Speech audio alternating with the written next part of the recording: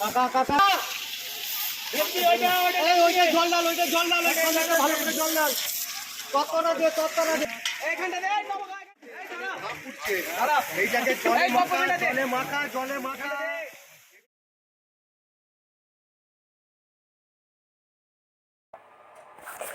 মাধ্যমিক পরীক্ষার্থীর বাড়ির ছাদে ভয়াবহ আগুন, এলাকায় চাঞ্চল্য, ঘটনাস্থলে পুলিশ ও দমকল কর্মী। ঘটনাটি ঘটেছে আরামবাগ ৪ নম্বর ওয়ার্ডের আদ্যপাড়ায়। জানা গেছে, পাকা ঘরের ছাদের মধ্যে খড়ের গাদা ছিল। স্থানীয় মানুষজন ছাদের মধ্যে আগুনের শিখা ও ধোঁয়া ধোঁয়া কাণ্ড দেখতে পায়। এরপর খবর পেয়ে ঘটনাস্থলে আরামবাগ থানার পুলিশ ও দমকল কর্মীরা। দমকল কর্মী স্থানীয় বাসিন্দাদের চেষ্টায় আগুন নিয়ন্ত্রণে আনে। বাড়িতে কেউ না থাকায় কেউ আহত হয়নি। বাড়িতে থাকা কিছু জিনিসপত্র পুড়ে ছাই হয়ে যায়। কি থেকে আগুন লেগেছে তা এখনো জানা যায়নি। কিভাবে আগুন লেগেছে তা খতিয়ে দেখছে দমকল কর্মীরা। আপনারা দেখছেন নিউজ বঙ্গবাসী।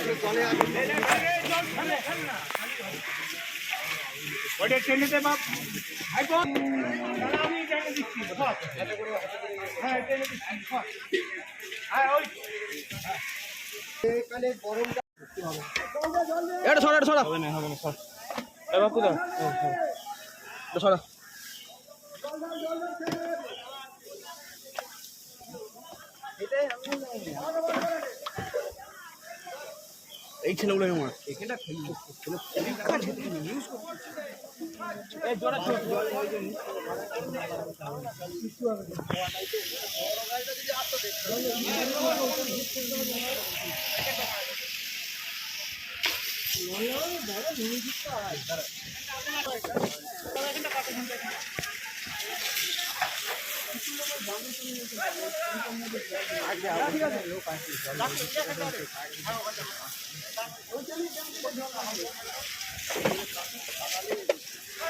ঠেলে দেখে সাইড দে কোন সাইড দে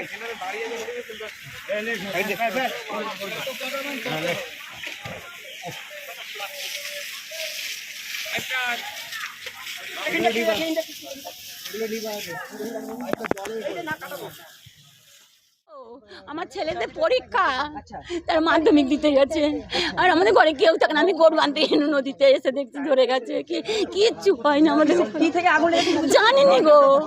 আমাদের ওপরে তুলসী গাছ আর কিচ্ছু নেই, কারেন্ট নেই, কিছু নেই। ঘরের ছাদে কি খড় ছিল, গরুর খড় ছিল।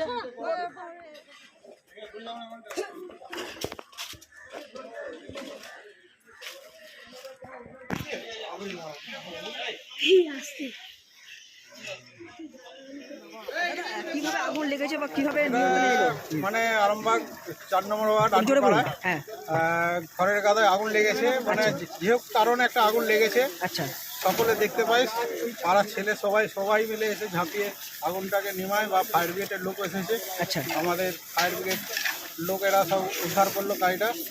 এখন কি আগুন নিয়ন্ত্রণে? এখন আগুন নিয়ন্ত্রণে নিমানো চলছে এখনো। আচ্ছা, নিয়ন্ত্রণে। এটা কিভাবে আগুনটা লেগেছিল একটু বলবেন? সেটা আমিও জানি না, মানে তৎকালীন ছিলেও না আমরা। কিসে আগুনটা লেগেছে? একটা খড় গাদা, মানে একতলা বাড়ির ছাদের উপরে একটা খড়ের গাদা করা ছিল। খড়ের গাদা করা ছিল, সেখানে আগুন লেগেছে। কিভাবে আগুন লেগেছে সেটা জানা যাচ্ছে না। এখন আগুন কি নেভানো হয়েছে? হ্যাঁ, এখন আগুন নেভানো হয়েছে। এটা কোন জায়গা দাদা? এটা আড্ডিপাড়া। আপনার নাম? ৪ নম্বর ওয়ার্ড। আমার নাম কুমার মাইতি, ৪ নম্বর ওয়ার্ড। ধন্যবাদ দাদা।